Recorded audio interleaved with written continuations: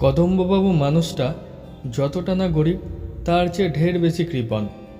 তিনি চণ্ডীপাঠ করেন কিনা কে জানে, তবে জুতো সেলাই যে করেন সবাই জানে, আর করেন মুচির পয়সা বাঁচাতে। তবে আরও একটা কারণ আছে। একবার এক মুচি তার জুতো সেলাই করতে নারাজ হয়ে বলেছিল, এটা তো জুতো নয়, জুতোর ভূত, ফেলে দিন গে। বাস্তবিকই জুতো এত ছেঁড়া আর তাপ্পি মারা যে সেলাই করার আর জায়গাও ছিল না। কিন্তু কদম্ববাবু দমলেন না। একটা গুনচুচ আর খানিকটা সুতো জোগাড় করে নিজেই লেগে গেলেন সেলাই করতে। জুতো সেলাই থেকেই তার ঝোঁক গেল অন্যান্য দিকে। জুতো যদি পরা যায় তাহলে ছাতাই বা পরা যাবে না কেন? সুতরাং ছেঁড়া ভাঙা ছাতাটাও নিজেই সারাতে বসে গেলেন।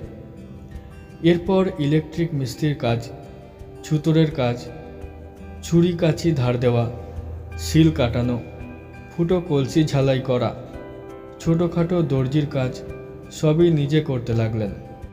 এর ফলে যে উনি বাড়ির লোকের কাছে খুব বাহবা পান তা মোটেই নয়, বরং তার বউ আর ছেলেমেয়েরা তার এই কৃপণতায় খুবই লজ্জায় থাকে। বাইরের লোকের কাছে তাদের মুখ দেখানো ভার হয়, কিন্তু কদম্ববাবু নির্বিকার। পয়সা বাঁচানোর যত রকম পন্থা আছে সবই তার মাথায় খেলে যায়।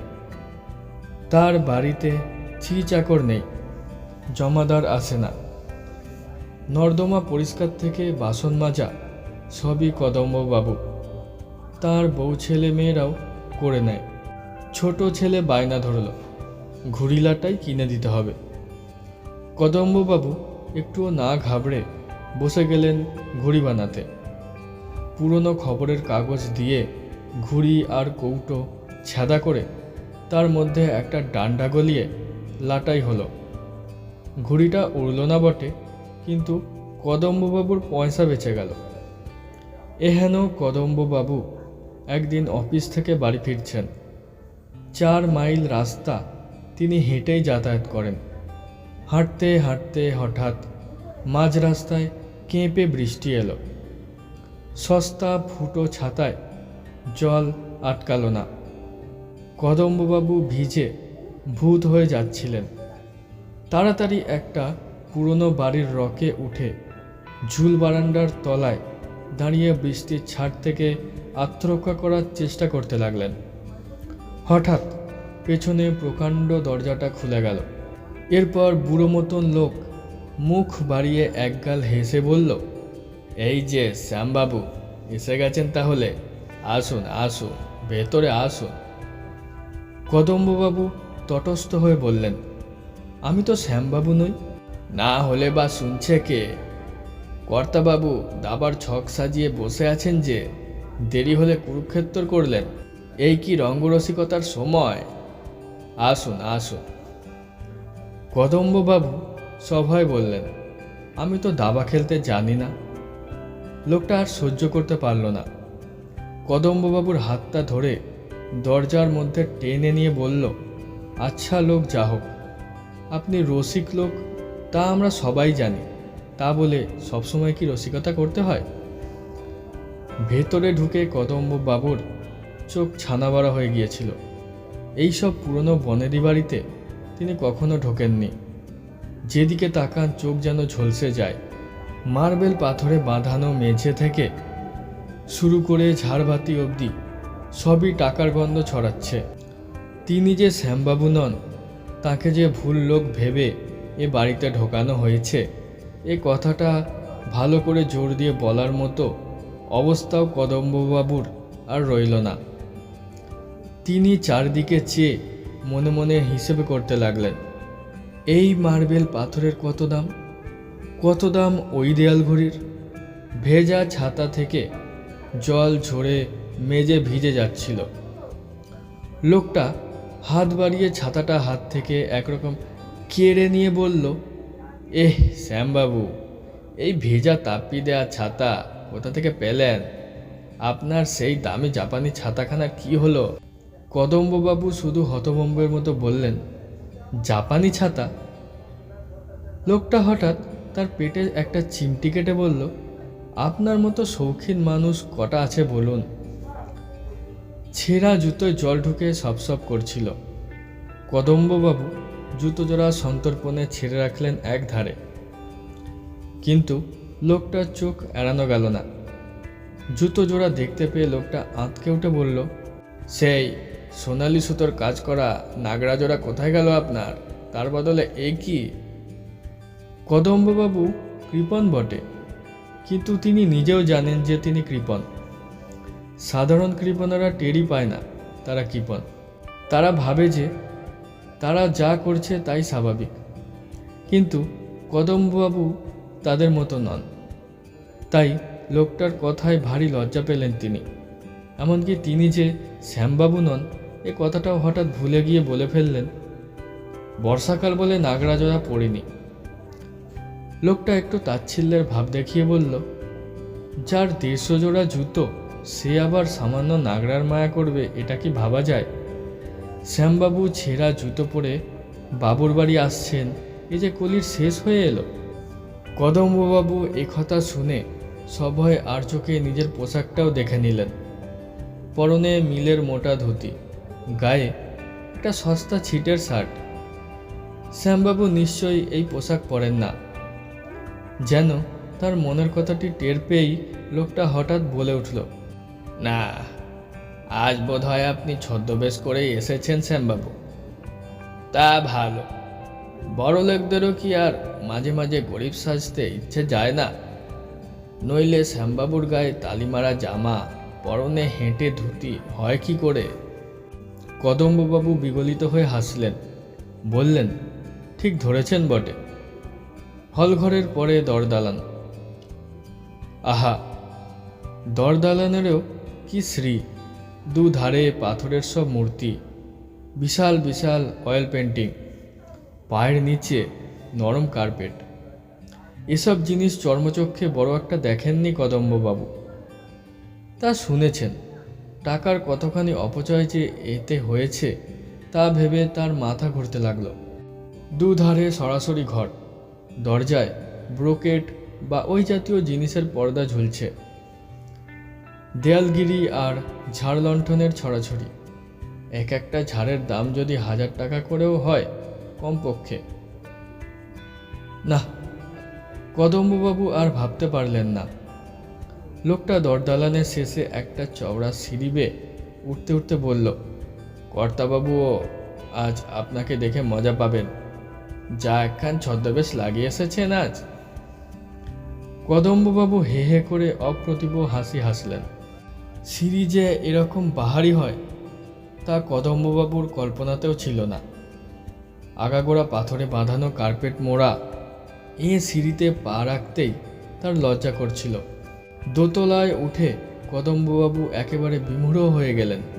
রাজ দরবারের মতো বিশাল ঘর, রূপোয় একেবারে রূপের হাট খুলে বসে আছে। যেদিকে তাকান সেদিকেই রূপো। রূপোর ফুলদানি, রূপোর ফুলের টব, রূপোর টেবিল, রূপোর চেয়ার, দেয়ালের উপর বাঁধানো বড় বড় ফটো।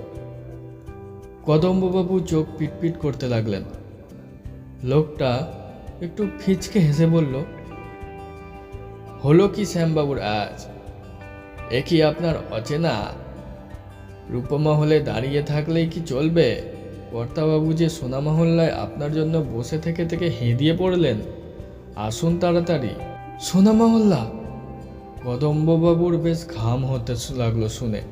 রূপমহলেই যে লাখো লাখো টাকা ছড়িয়ে আছে চারধারে। কিংখাবের একটা পর্দা সরিয়ে লোকটা বলল, যা ঢুকে পড়ুন। কদম্ববাবু কাঁপতে কাঁপতে সোনামহল্লায় ঢুকলেন, কিন্তু ঢুকেই যে কেন মূর্ছা গেলেন না সেটাই অবাক হয়ে ভাবতে লাগলেন তিনি। সোনামহল্লার সব কিছুই সোনার, এমনকি পায়ের তলার কার্পেটটায় অবধি সোনার সুতোর কাজ, সোনার পায়াওয়ালা টেবিল, সোনার পাতে মোড়া চেয়ার, সোনার ফুলদানি, সোনার ঝাড় লণ্ঠন। এত সোনা যে পৃথিবীতে আছে তাই জানা ছিল না কদম্ববাবুর। তিনি এমন হাঁ হয়ে গেলেন যে ঘরের মাঝে একটা বিরাট সোনার টেবিলের ওপাশে যে গৌরবর্ণ পুরুষটি একটা সোনায় বাঁধানো আরাম কেদারায় বসেছিলেন তাকে নজরেই পড়েনি তার। হঠাৎ একটা গমগমে গলা কানে এলো, এই যে শ্যামকান্ত, এসো। কদম্ববাবু ভীষণ চমকে উঠলেন। চমকানোর আরও ছিল, কর্তাবাবুর সামনে যে দাবার ছকটি পাতা রয়েছে সেটা যে শুধু সোনা দিয়ে তৈরি তাই নয়, প্রত্যেকটি খোপে আবার হিরে, মুক্তো, চুনি আর পান্না বসানো। একধারে সোনার ঘুঁটি, অন্য ধারের উপর প্রত্যেকটি ঘুঁটির মাথায় আবার এক কুচি করে হিরে বসানো। বসো বসো হে শ্যামকান্ত, আর সময় নষ্ট করা ঠিক হবে না। মনে আছে তো আজ আমাদের বাজি রেখে খেলা? এই হলো আমার বাজি। এই বলে কর্তাবাবু একটা নীল ভেলভেটে মোড়া বাক্সর ঢাকনা খুলে টেবিলের একপাশে রাখলেন। কদম্ববাবু দেখলেন বাক্সের মধ্যে মস্ত একটা মুক্তো। মুক্তো যে এত বড় হয় তা জানা ছিল না তার। তুমি কি বাজি রাখবে শ্যামবাবু? কদম্ববাবু আমতা আমতা করে বললেন, আমি গরিব মানুষ, কি আর বাজি রাখবো বলুন। কর্তাবাবু ঘর কাঁপিয়ে হা হা করে অট্টহাসি হেসে বললেন, গরিবই বটে, বছরে যার 20 লাখ টাকা আয় সে আবার কেমন গরিব? আগে আপনার তুলনায় আমি আর কি বলুন। কর্তাবাবু গম্ভীর হয়ে বললেন, সে কথাটা সত্যি শ্যামবাবু, আমার মেলা টাকা, এত টাকা যে আজকাল আমার টাকার উপর ঘেন্না হয়, খুব ঘেন্না হয়। টাকার উপর ঘেন্না? কদম্ববাবুর মুখটা হাঁ হাঁ করে উঠল। কর্তাবাবু গম্ভীর গলায় বললেন, আজ সকালে মনটা খারাপ ছিল, কিছুতেই ভালো হচ্ছিল না। কি করলুম জানো? 10 লক্ষ টাকার নোট আগুন জেলে পুড়িয়ে দিলুম। শুধু কি তাই, ছাদে উঠে মোহর ছুঁড়ে কাক তাড়ালুম, তাতে একটু মনটা ভালো হলো। তারপর ঝুড়িগাড়ি করে হাওয়া খেতে বেরিয়ে 1000টা হিরে আর মুক্তো রাস্তায় ছড়িয়ে দিয়ে এলুম। কদম্ববাবু দাঁতে দাঁত চেপে কোনো রকমে নিজেকে সামলে নিলেন। লোকটা বলে কি? কর্তাবাবু বললেন, এসো চাল দাও, তুমি কি বাজি রাখবে বললে না? কদম্ববাবু মুখটা কাঁচুমাচু করে ভাবতে লাগলেন। কর্তাবাবু নিজেই বললেন, টাকা পয়সা হিরে জহরত তো আমার দরকার নেই, তুমি বরং তোমার পকেটের ওই কলমটা বাজি ধরো। কলম? কদম্ববাবু শিউরে উঠলেন। মাত্র 8 আনায় ফুটপাত থেকে কেনা, তবু কদম্ববাবু উপায়ন্তর না পেয়ে কলমটাই রাখলেন মুক্তোর উল্টো দিকে। কিন্তু চাল দাবার যে কিছুই জানেন না কদম্ববাবু। চোখ বুজে একটা ঘুঁটি এগিয়ে দিলেন কদম্ববাবু। কর্তাবাবু বললেন, সাবাস। কদম্ববাবু চোখ মেলে একটা শ্বাস ছাড়লেন। তারপর বুদ্ধি করে কর্তাবাবুর দেখাদেখি কয়েকটা চাল দিয়ে ফেললেন। হঠাৎ কর্তাবাবু সবিস্ময়ে বলে উঠলেন, এ কি, তুমি যে কিস্তি দিয়ে বসেছ আমাকে? এ কি কাণ্ড, আমি যে মাত। তারপরেই কর্তাবাবু হঠাৎ ঘর কাঁপিয়ে হা হা হা হা করে অট্টহাসি হাসতে লাগলেন। সে এমন হাসি যে কদম্ববাবুর মাথা ঝিমঝিম করতে লাগলো। চোখে অন্ধকার দেখতে লাগলেন। ভয়ে চোখ বুজে ফেললেন। যখন চোখ মেললেন তখন কদম্ববাবু কোথায় সোনার ঘর, কোথায় রূপোর ঘর, কোথায় সেই ঝাড়বাতি আর দেয়ালগিরি, কোথায় আসবাবপত্র? এই যে ঘরঘুট্টি অন্ধকার, ভাঙা সোঁদা পুরো বাড়ির মধ্যে বসে আছেন তিনি। চারদিকে নুন বালি খসে ঢাই হয়ে আছে, চতুর্দিকে মাকড়সার জাল, ইঁদুর দৌড়চ্ছে।